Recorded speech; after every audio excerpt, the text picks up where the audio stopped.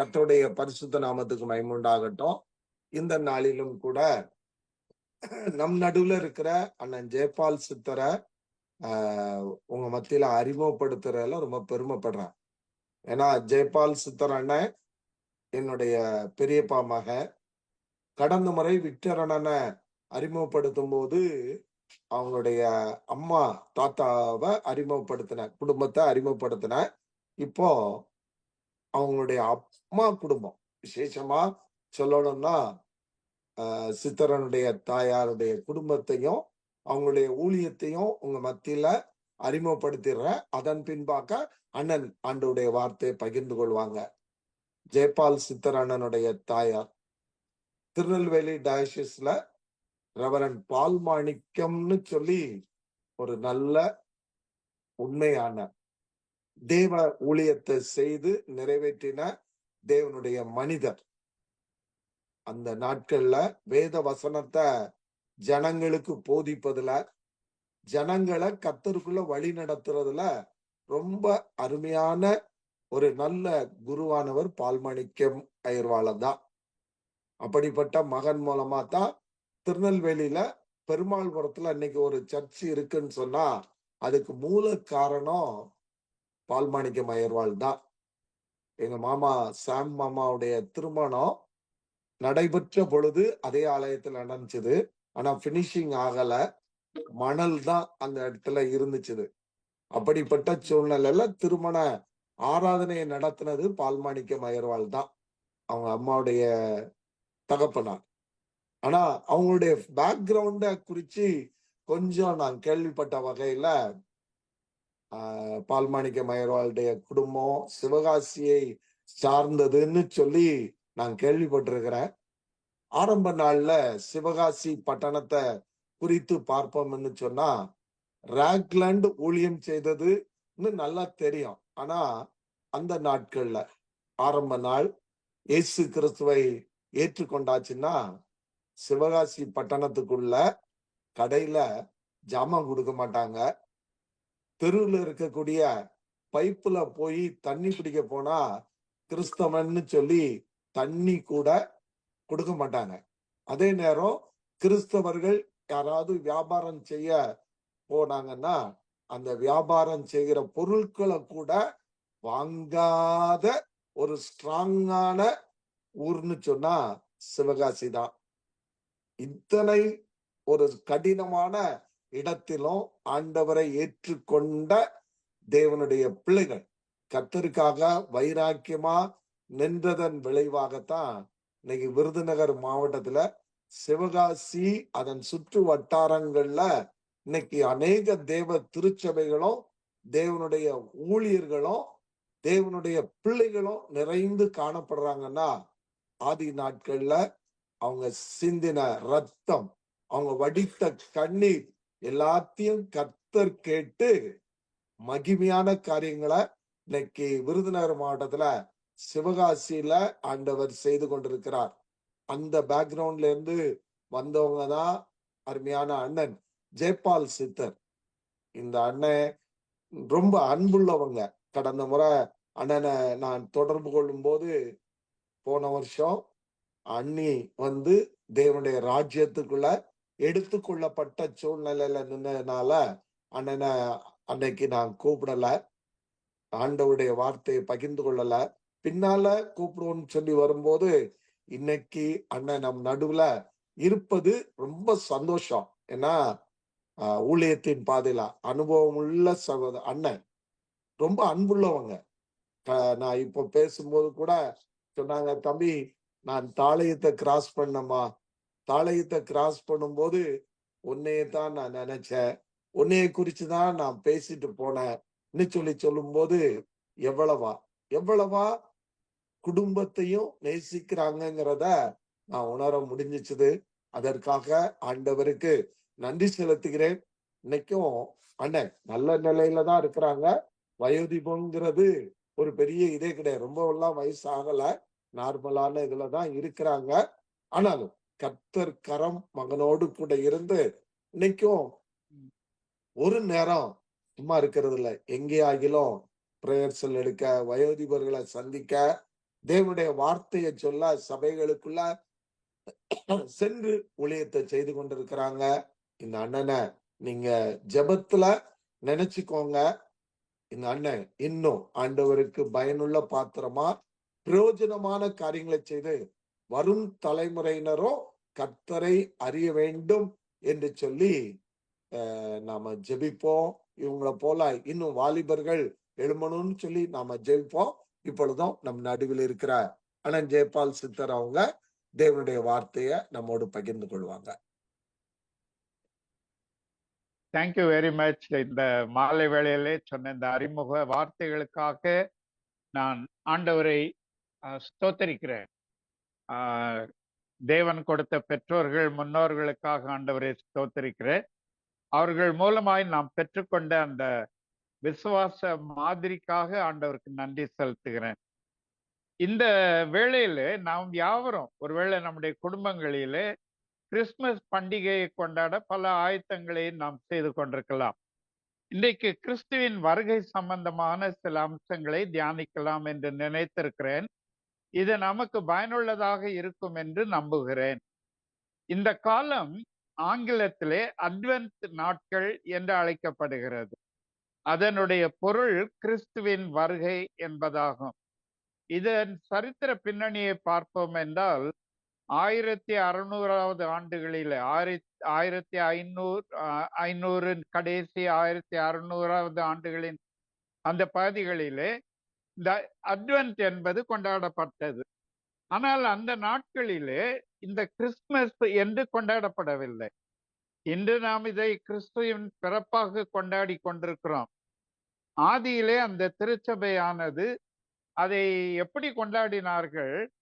Lent நாட்களிலே நான் 40 நாள் உபவாசம் இருப்பது போல இந்த அட்வென்ட் நாட்களிலும் 40 நாட்கள் சபையிலே அது உபவாச நாட்களாகவும் புதிதாய் இயேசுவை ஏற்றுக்கொண்டவர்களை திருச்சபையில் சேர்ப்பதற்கு ஆயத்தப்படுத்தும் நாட்களாக, அவர்களுக்கு ஞான ஸ்நானம் கொடுப்பதற்கு முன்பாக அவர்களை வேத வசனத்திலே கட்டி எழுப்பி ஆயத்தப்படுத்தும் நாட்களாகத்தான் அது கொண்டாடப்பட்டது. அது பின்பு அது என்னதாக மாறிவிட்டது? கிறிஸ்துமஸ், கிறிஸ்து பிறப்பின் பண்டிகை என்று சொல்லி இன்றைக்கு ஒருவேளை அது ஒரு வியாபாரமயமாக்கப்பட்ட ஒரு பண்டிகையாய் மாறிவிட்டது. அது வருத்தத்திற்குரிய காரியம். ஆனால் இன்றைக்கு இந்த காரியத்தை குறித்து 3 காரியங்களை நாம் வேத வசனத்திலிருந்து சிந்திக்க போகிறோம். ஒன்றாவது, ஒதுக்கப்பட்டவர்களின் உயர்வு. பெயர்கள் பழைய ஏற்பாட்டிலே புதிய ஏற்பாட்டிலே இயேசுவின் பெயர்கள் சம்பந்தப்பட்ட மக்களும் சில பாடங்களும் இந்த கிறிஸ்துமஸ் கிறிஸ்து பிறப்போடு சம்பந்தப்பட்ட சில மனிதர்கள் அவர்கள் மூலமாய் நாம் கற்றுக்கொள்ளக்கூடிய பாடங்கள் என்று 3 காரியங்களை பார்க்க போகிறோம். முதலாவது, ஒதுக்கப்பட்டவர்களின் உயர்வு. மத்தேயு 1வது அதிகாரத்தின் முதல் 17 வசனங்களில் தாவீதின் குமாரனான இயேசு கிறிஸ்துவினுடைய வம்ச வரலாறு என்று எழுதியிருப்பதை பார்க்கிறோம். இந்த வரலாறு சிலர் வேதத்தை வாசிக்க அவர்களை கவர்ந்தெழுத்திருக்கிறது. சிலருக்கும் அவைகள் வெறும் பெயர்களாக, நீங்க நிறைய பேர் பைபிள் வாசிக்குமா அந்த 17 வசனத்தை விட்டுருவாங்க, ஏன்னா நிறைய பேரா இருக்குதுன்ட்டு. நம்முடைய கிறிஸ்தவ மருத்துவமனை வேலூரிலே கிறிஸ்தவ மருத்துவமனை ஆஸ்பத்திரியிலே டாக்டராக பயின்று கொண்டிருந்த ஒரு மார்வாடியின் மகன், அவர் அங்கே இருக்கும்போது இந்த கிதியோனியர்கள் மூலமாக வைக்கப்பட்ட வேதாகமம் அங்கே இருந்தா ஒரு நாள் அவர் வாசிக்க மாட்டார். அவர் நல்ல ஒரு மார்வாடி குடும்பத்திலே வளர்ந்தவர், இந்து வைராக்கிய மத நம்பிக்கை கொண்டவர். ஒரு நாளிலே மனதில் பல போராட்டங்களோடு இருக்கும்போது சரி இந்த புஸ்தகம் இருக்கிறதே இதை வாசிக்கலாம் என்று அவர் அந்த புதிய ஏற்பாட்டிலே முதலில் இருந்து வாசிக்க ஆரம்பித்தார். இடையில எல்லாம் எடுக்கல, முதல்ல இருந்து வாசிக்க ஆரம்பித்தார்.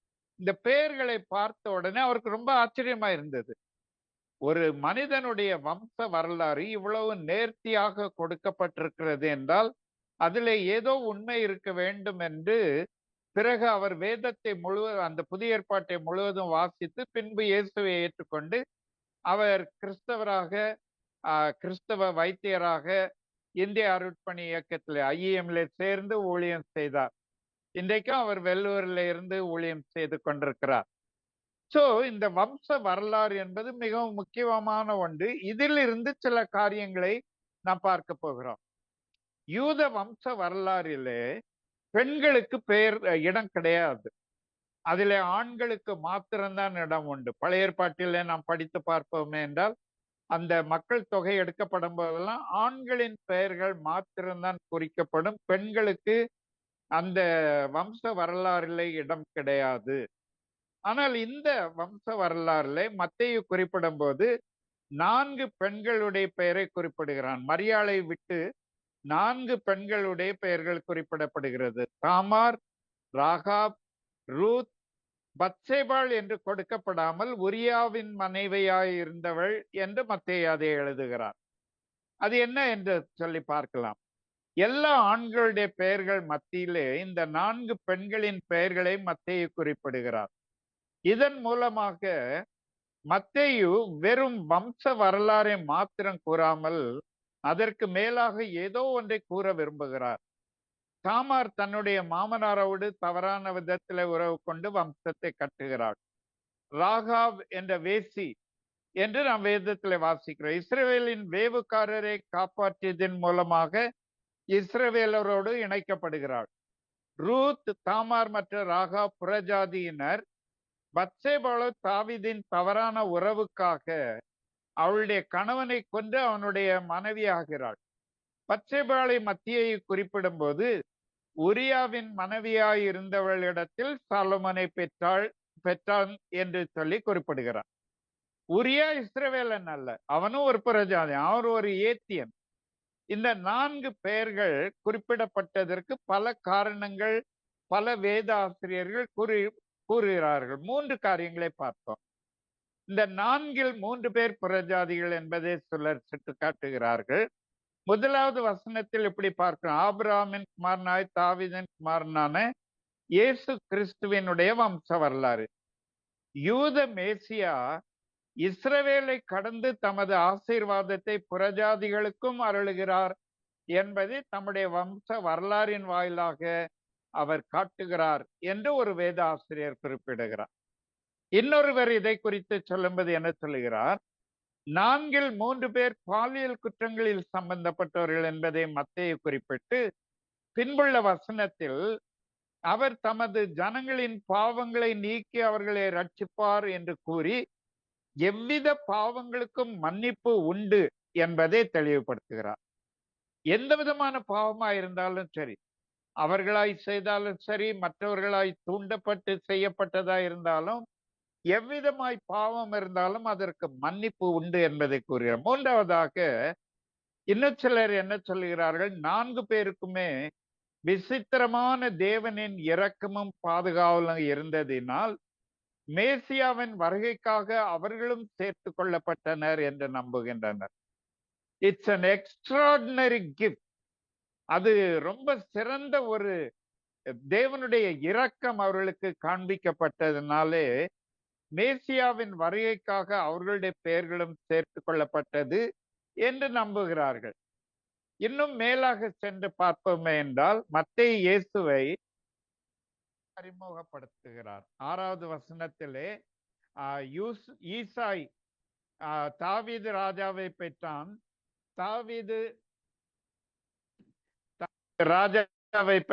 தாவீது ராஜா உரியாவின் மனைவியாய் இருந்தவளிடத்தில் சாலோமோனை பெற்றான் என்று எழுதியிருக்கிறார். 1வது நூற்றாண்டில் தாவீது ராஜாவின் சந்ததி என்ற வார்த்தைகள் யூதர்களுக்கு நம்பிக்கையின் வார்த்தைகளாய் இருந்தது. இயேசுவின் ராஜத்துவத்தை மத்தேயு அறிமுகப்படுத்துகிறார். சிறைப்பிடிப்பின் போது இழந்த தாவீதின் ராஜ்யபாரம் தாவீதின் குமாரன் மூலமாய் திரும்ப பெறப்படும் என்ற நம்பிக்கையை ஏற்படுத்துகிறது. மத்தேயு அவரை ராஜாவாக, ஒரு அரசனாக அவரை தெளிவுபடுத்துகிறார்.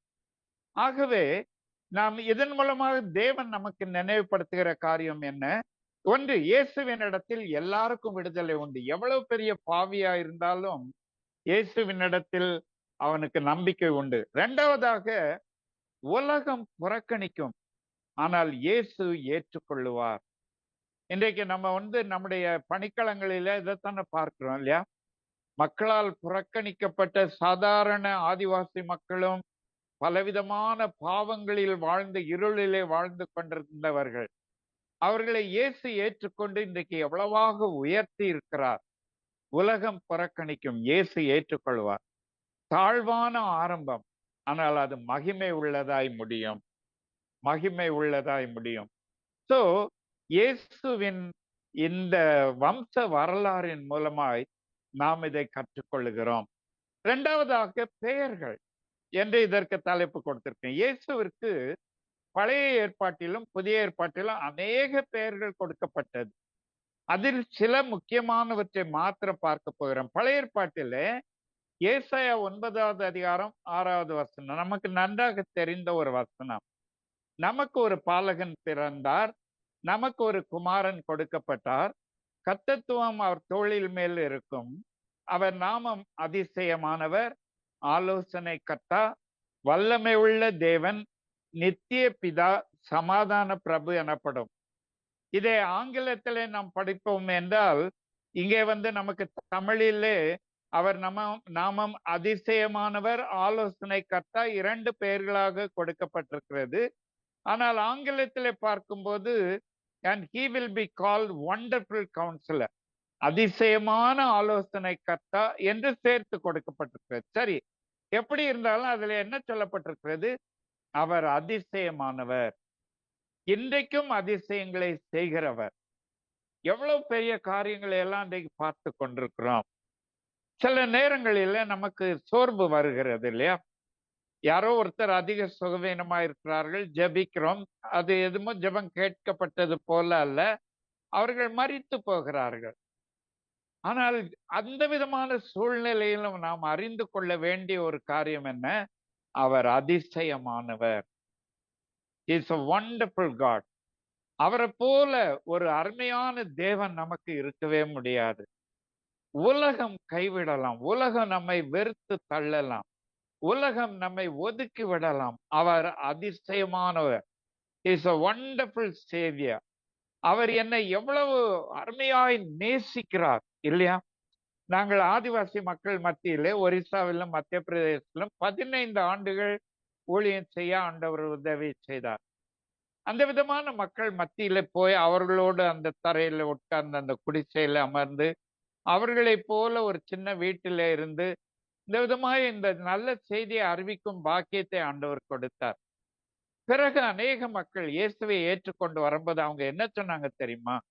நீங்க எல்லாம் எங்களுக்கு ரொம்ப அருமையானவங்க, அதிசயமானவங்க. ஏன்னா மற்றவங்க எங்கிட்ட தண்ணி கூட குடிக்க மாட்டாங்க, நீங்க எங்க வீட்டுல எங்களோடு கூட உட்கார்ந்தீங்க, நீங்க எவ்வளவு அதிசயமான ஒரு ஆட்கள் என்று சொல்லுவார்கள்.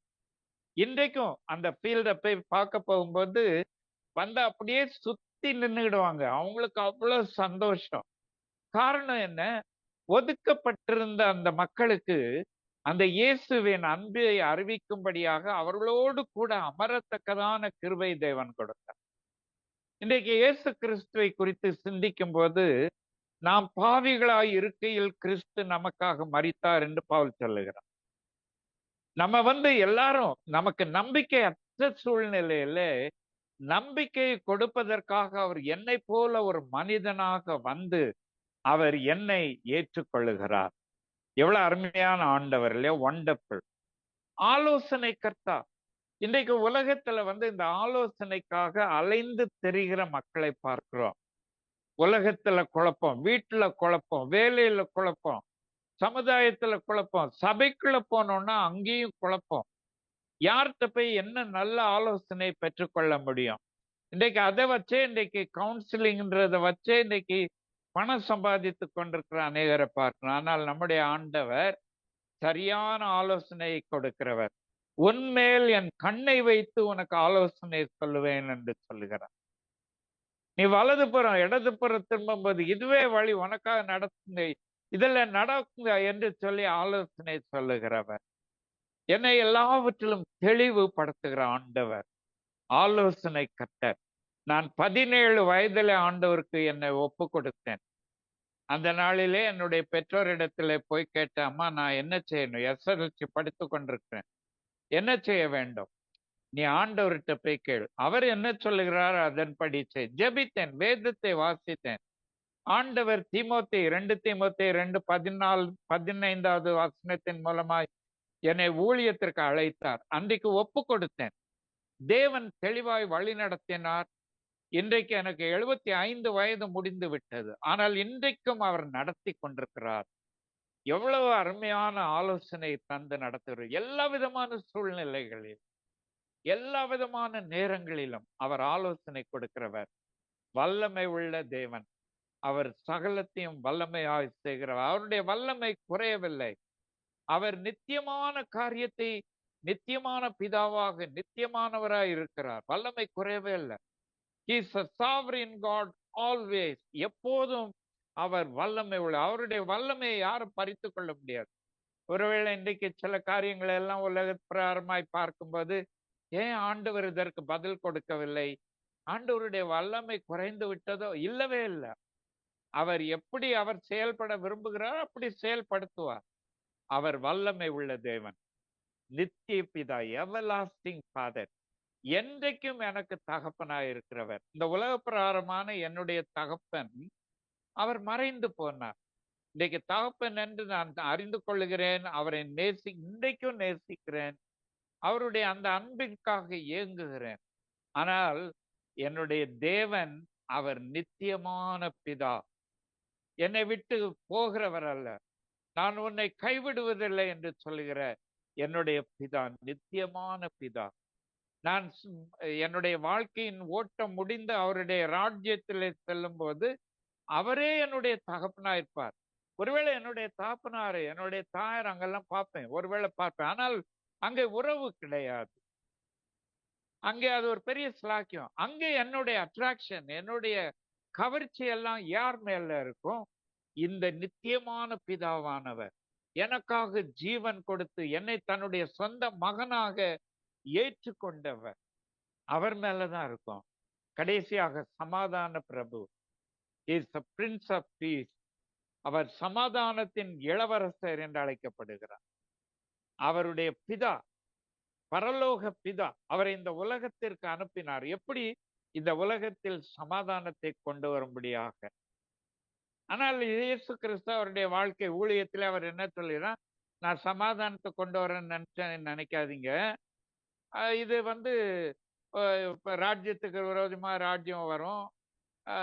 தகப்பனுக்கு பிள்ளைகளுக்கும் வரலாம், மாமியார் மருமகளுக்கு வரலாம், இதெல்லாம் வரலாம். நான் பிரிவினை உண்டாக்க வந்தேன்னு சொல்றார். அதெல்லாம் ஒரு தனி வேத பாடம். ஆனால் அவர் என்றைக்கும் சமாதானத்தை கொடுக்கிறார். இன்னைக்கு நான் இயேசுவை ஏற்றுக்கொண்டு கிட்டத்தட்ட 57 வருடங்கள் முடிந்து போயிடுச்சு. ஆனால் கஷ்டமான சூழ்நிலைகள், இக்கட்டான சூழ்நிலைகள், அருமையான தம்பி சொன்னது போல கிறிஸ்துமஸ் அன்னைக்கு என்னுடைய மனைவி இறந்து போனாள். நோய்வாய்ப்பட்டு அதிகமாக முயற்சி செய்தோம், ஜெபித்தோம். ஆனால் ஆண்டவருடைய சித்தம் எடுக்கப்பட்டார். அந்த விதமான சூழ்நிலையிலும் அவருடைய அந்த சமாதானம் எங்களை ஆண்டு கொண்டிருக்கிறது. சமாதானத்தின் பிரபு அவர். ஆகவே இந்த பெயர்கள் மூலமாக இயேசுவை நாம் அறிந்து கொள்ள. புதிய ஏற்பாட்டில் அவருக்கு நிறைய பெயர்கள் கொடுக்கப்பட்டிருக்கு. ஆனால் 2 மத்தேயுல இருந்து. ஒன்று, இயேசு தமது ஜனங்களின் பாவங்களை நீக்கி அவர்களை ரட்சிப்பார். அவர்களை தன்னுடைய சொந்த ஜனங்களாக பாவங்களை நீக்கி நம்மை ரட்சிக்கிறார். ஆனா அதோட நிறுத்திடுவாரா? இல்ல, அவர் இம்மானுவேல், தேவன் நம்மோடு இருக்கிறார். ஆகவேதான் மத்தேயு 28வது அதிகாரத்திலே அவர் பரலோகத்திற்கு எடுத்துக் கொள்ளப்படும் போது அவர் என்ன சொல்லுகிறார்? உலகத்தின் முடிவு பரியந்தம் நான் உங்களோடு கூட இருக்கிறேன் என்று சொல்லுகிறார். இல்லையென்றால் என்னுடைய வாழ்க்கையின் முடிவு பரியந்தமும் அவர் என்னோடு கூட இம்மானுவேலாய் இருக்கிறவர். எவ்வளவு அருமையான தேவன் என்னுடைய தேவன் இல்லையா? இம்மானுவேல், என்னோடு இருக்கிற தேவன். நான் இந்த விதமான தேவன், இந்த தேவனுடைய பெயர்கள் ஏதோ கிறிஸ்துமஸ் நாட்களில் மட்டுமல்ல, நம்முடைய ஒவ்வொரு நாட்களிலும் நமக்கு நம்பிக்கையும் பலமாய் இருக்கிறது.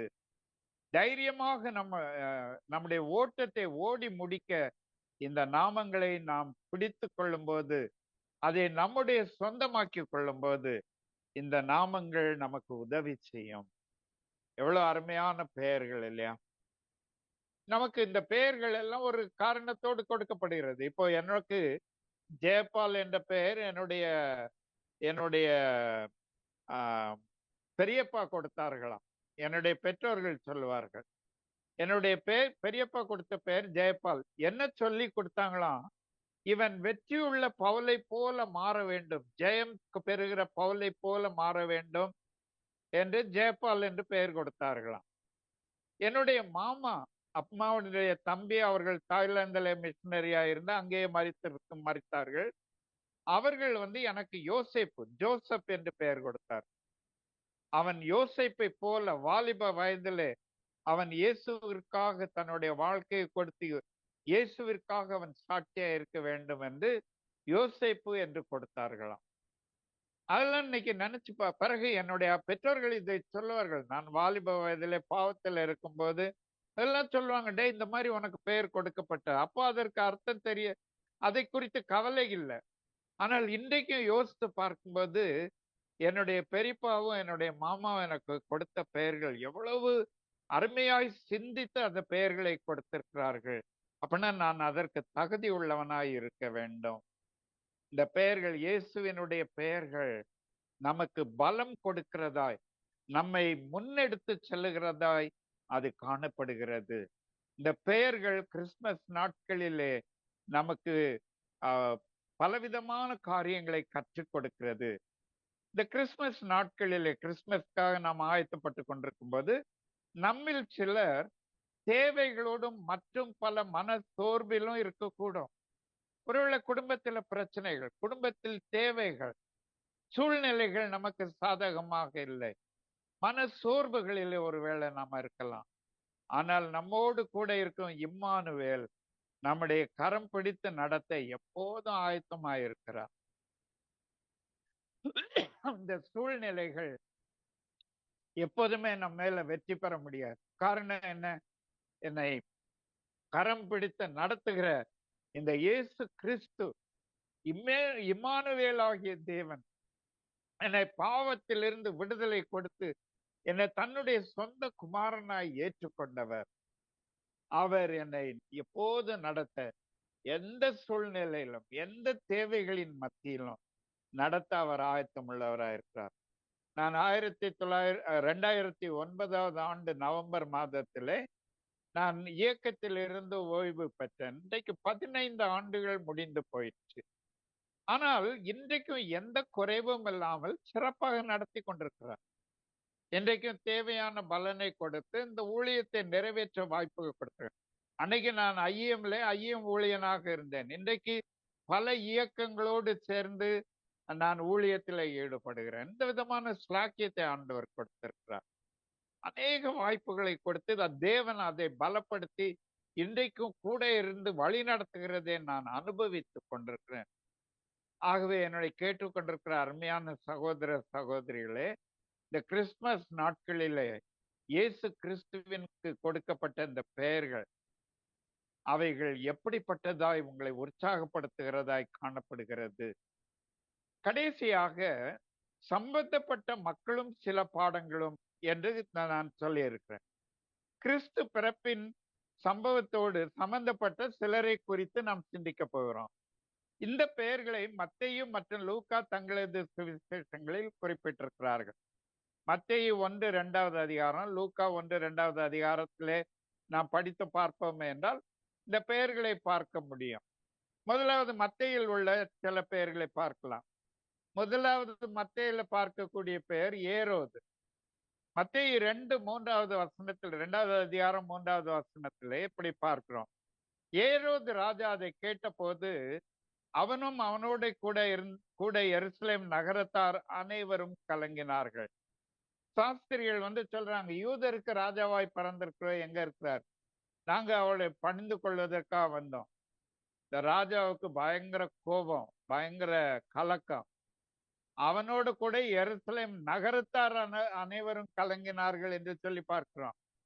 பின்னால மத்தேயு 2:16-17 நாம எப்படி வாசிக்கிறோம்?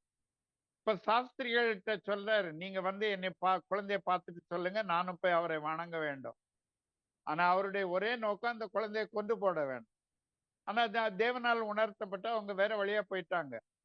அப்போது ஏரோது 2வது அதிகாரம் 16, அப்பொழுது ஏரோது தான் சாஸ்திரிகளால் வஞ்சிக்கப்பட்டதை கண்டு மிகுந்த கோபமடைந்து ஆட்களை அனுப்பி தான் சாஸ்திரிகளிடத்தில் திட்டமாய் விசாரித்த காலத்தின்படியே பெத்லெகேமிலும் அதன் சகல எல்லைகளிலும் இருந்த 2 வயதிற்குட்பட்ட எல்லா ஆண் குழந்தைகளையும் கொலை செய்தான்.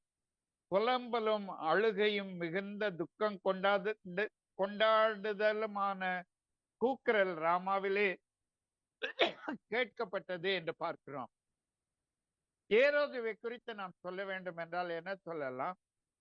தேவனுக்கு எதிர்த்து நிற்பவன். கிறிஸ்துவின் பிறப்பின் செய்தி சிலருக்கு ஜீரணிக்க முடியாத காரியமாய் இருந்தது. இன்னைக்கும் நிறைய பேருக்கு அது அப்படிதான் இருக்கிறது இல்லையா?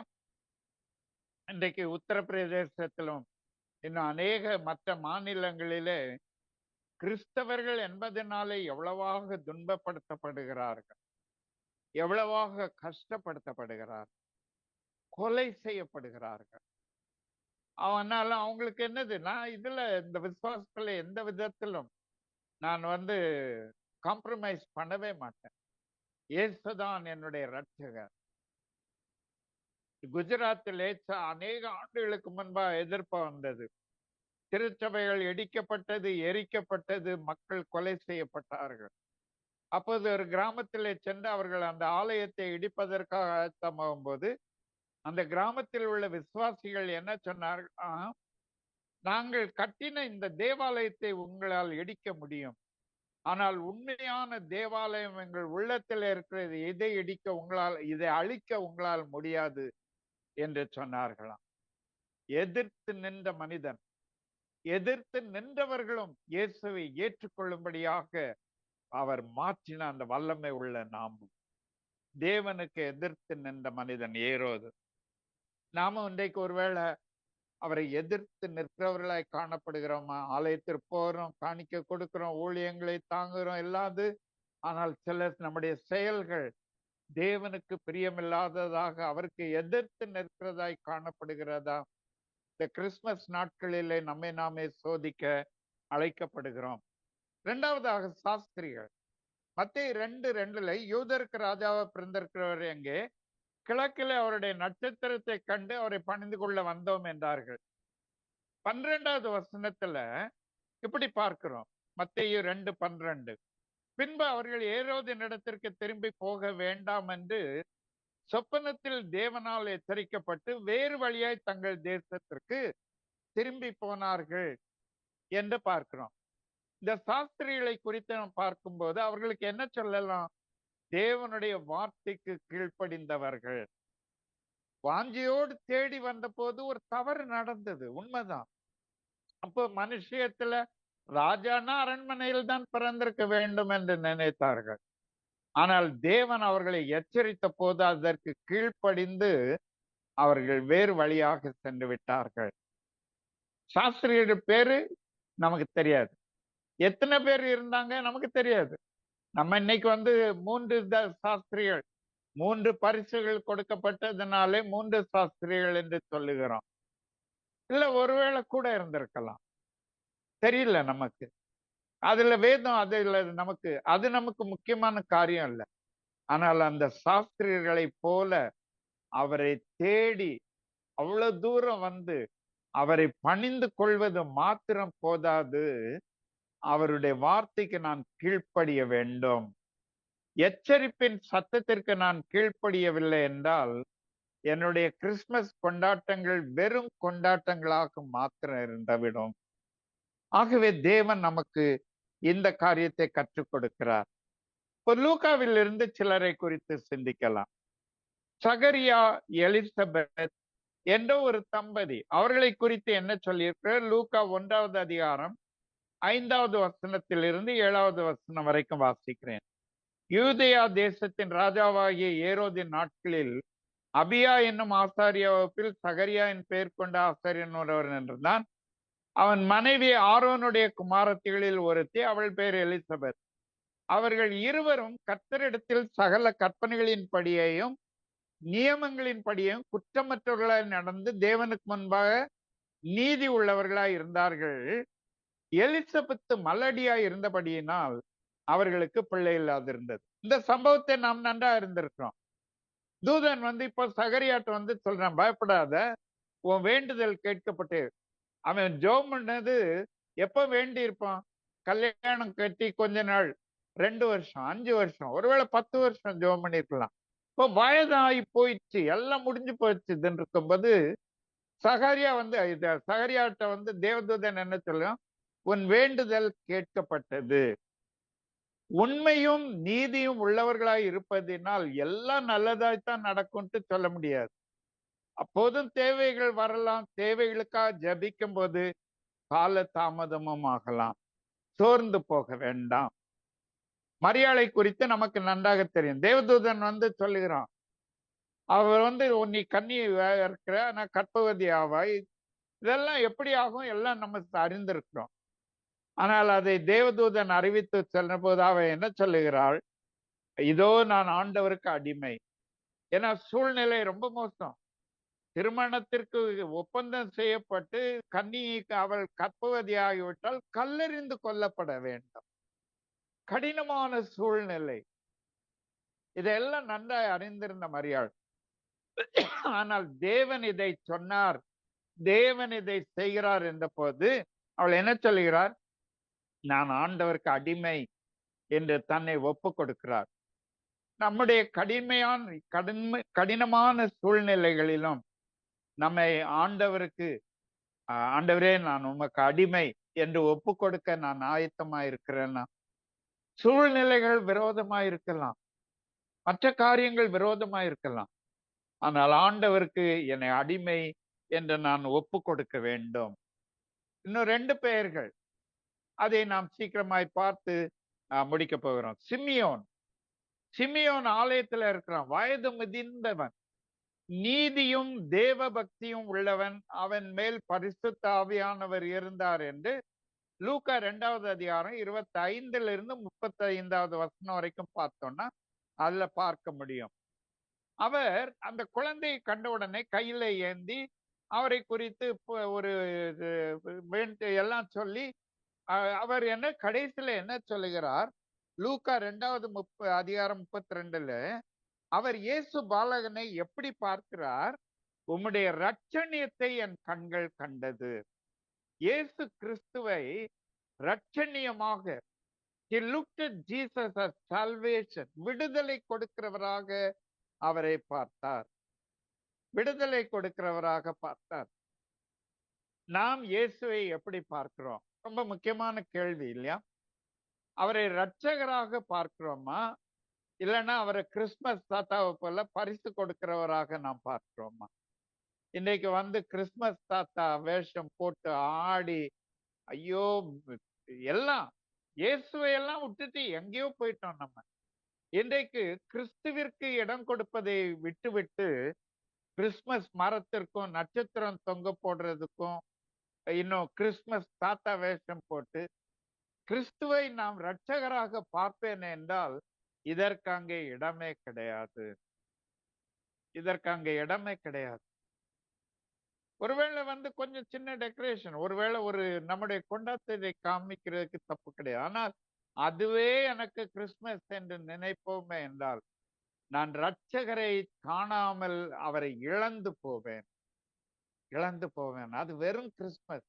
என்னுடைய வாழ்க்கையின் வெறுமையை அது காட்டுகிறதா இருக்கும். நான் இயேசுவை எப்படி பார்க்கிறேன்? கடைசியாக அந்நாள் 37 38வது வசனம் லூக்கா 2. ஏறக்குறைய 84 வயதுள்ள அந்த விதவை தேவாலயத்தை விட்டு நீங்காமல் இரவும் பகலும் உபவாசித்து ஜெபம் பண்ணி ஆராதனை செய்து கொண்டிருந்தாள். அவளும் அந்நேரத்தில் நின்று கர்த்தரை புகழ்ந்து எருசலேமிலே மீட்புண்டாக காத்திருந்த யாவருக்கும் அவரை குறித்து பேசினாள். தேவனை ஆராதனை செய்வதற்கு வயது ஒரு தடை அல்ல. ஆராதனை என்பது இடத்தையோ நேரத்தையோ பொறுத்ததல்ல, அது என்னுடைய மனதை பொறுத்தது. இன்னைக்கு நிறைய நேரங்கள்ல என்னால இது செய்ய முடியல, அது செய்ய முடியல. ஒரு ஜெப கூட்டத்துல கலந்து கொள்வதற்கு அழைத்தால் அதுக்கு சாக்கு போக்கு சொல்லுகிற நிறைய பேரை பார்க்கிறோம் இல்லையா? ஊழியத்துக்காக கொடுக்கிறது நிறைய பேர் கொடுத்துடுறோம். இல்லையா, ஜெபம் பண்ணணும் வாங்க, இல்ல சாக்கு போக்கு சொல்லுகிறோம். ஆனால் அதே நேரத்துல ஒரு திருமண வைபவமாய் குடும்ப கூடுகையா இருக்கட்டும், அது அது இதெல்லாம் இந்த பலவீனம்லாம் கிடையாது. அதுக்கெல்லாம் போயிடும். தேவனை ஆராதிப்பதற்கு சாக்கு போக்கு சொல்லிக் கொண்டிருக்கிறோமா? அவள் ஒரு இளம் விதவை. ஆனால் தன்னுடைய வாழ்க்கை முழுவதையும் ஆண்டவருக்கு என்று ஒப்பு கொடுத்து அவருடைய பாதத்திலே காத்திருந்து அவள் ஜெபித்து கொண்டிருந்தாள். அதன் காரணமாக அவளுக்கு இந்த ஸ்லாக்கியம் கொடுக்கப்பட்டது. என்ன ஸ்லாக்கியம் கொடுக்கப்பட்டது? அவள் அந்த இயேசுவை, அந்த மேசியாவை தன்னுடைய கையில் ஏந்தும் அந்த ஸ்லாக்கியம் கொடுக்கப்பட்டது. அருமையான சகோதர சகோதரிகளே, நாமும் இந்த இயேசுவை காண வேண்டும் என்றால் அவருடைய பாதத்தில் காத்திருக்க நான் ஆயத்தமா இருக்க வேண்டும். அவருடைய வசனத்தை தியானிக்க நான் காத்திருக்க ஆயத்தமா இருக்க வேண்டும்.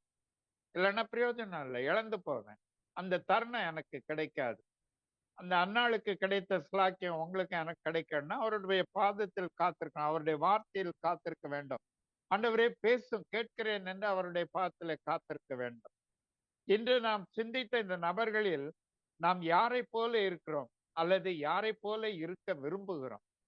நமது செய்கைகளினால் அல்ல, நினைவினால் தேவனுக்கு பிரியமில்லாத காரியங்களில் ஈடுபட்டு கொண்டிருக்கிறோமா? கொண்டாட்டம் என்ற பெயரிலே அவருக்கு பிரியமில்லாத காரியங்களை செய்து கொண்டிருக்கிறோமா? கொஞ்சம் சிந்தித்து பார்ப்போம். சிந்தித்து செயல்படவும், ஆண்டவரின் நாமத்திற்கு மகிமை கொண்டு வரவும் இந்த கிறிஸ்துமஸ் காலத்தில் அவர் தாமே நமக்கு உதவி செய்வாராக. ஆமென். தேவன் உங்கள் ஒவ்வொருவரையும் ஆசீர்வதித்து வழி நடத்துவாராக. ஆமென்.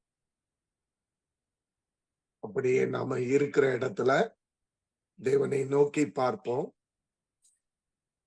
ஆண்டோடைய வசனத்தை, வார்த்தைய தியானிக்கும்படியாய் ஒதுக்கப்பட்டோருடைய வாழ்க்கையில கர்த்தர் செய்த கிரியை நாம தியானித்தோம். ஒரு அன்னாளை குறித்து நாம தியானிக்கவும், சகரியாவை குறித்து தியானிக்கவும் ஆண்டவர் ஒரு நல்ல கிருபையை கொடுத்தார். நாம கொண்டாடுகிற கிறிஸ்துமஸ் பண்டிகையானது எவ்விதமா நாம அனுசரிக்கிறோம்? அவர் ரட்சகர் என்பதை உயர்த்தி காண்பிக்கிறோமா? இவர் மூலமா நான் ரட்சிக்கப்பட்டிருக்கிறேன், நான் ரட்சிப்பின் அனுபவத்துல இருக்கிறேன், இதை உயர்த்துறோமா? இல்ல கிறிஸ்துமஸ் ஃபாதரை போட்டுட்டு கொண்டாடுகிற கூட்டத்துல இருக்கிறோமா? ஆண்டவர் அழைக்கின்றார், மகனே மகளே நீ என்னுடையவன், நான் உன்னை ரட்சிக்கிற ஒரு நல்ல தகப்பன், உனக்கு முன்னால கிருபையை வச்சிருக்கிற, ரட்சிப்பை பெற்றுக்கொள். இந்த உன்னதமான ரட்சிப்பை, மகத்துவமான ரட்சிப்பை நீ பெற்றுக்கொள் மகனேன்னு சொல்லி ஆண்டவர் அழைக்கின்றார்.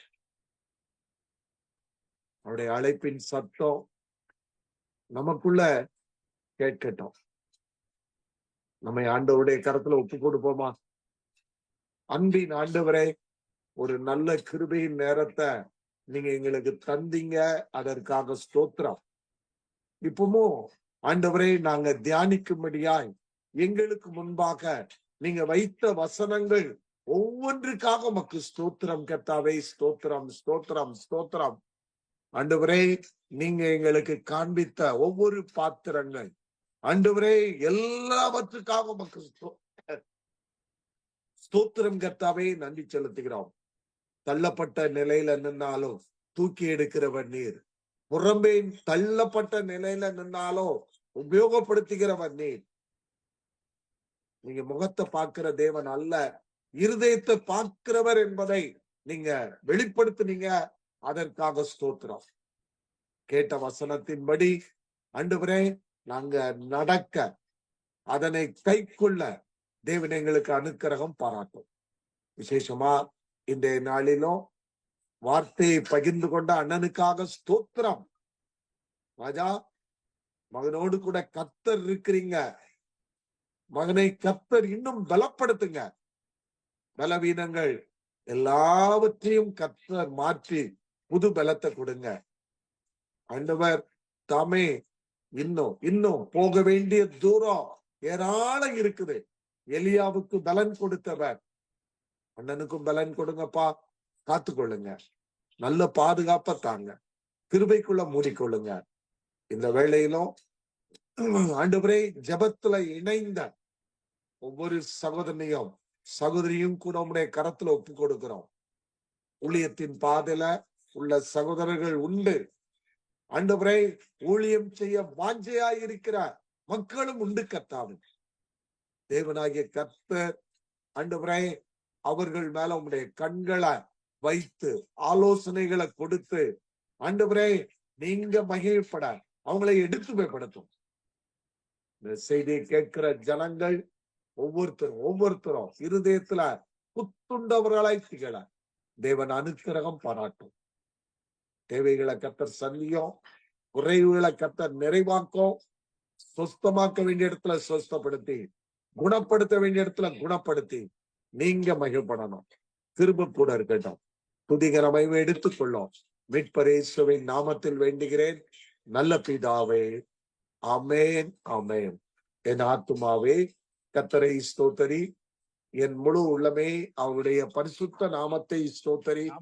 என் ஆத்துமாவே கர்த்தரை ஸ்தோத்தரி, அவர் செய்த சகல உபகாரங்களையும் மறவாதே.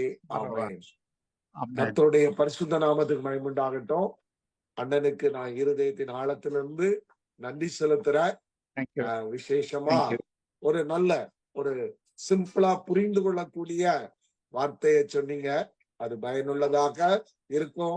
நாங்க உங்களுக்காக ஜெபம் பண்றேன்னு கண்டிப்பா காரியத்தை செய்வார்.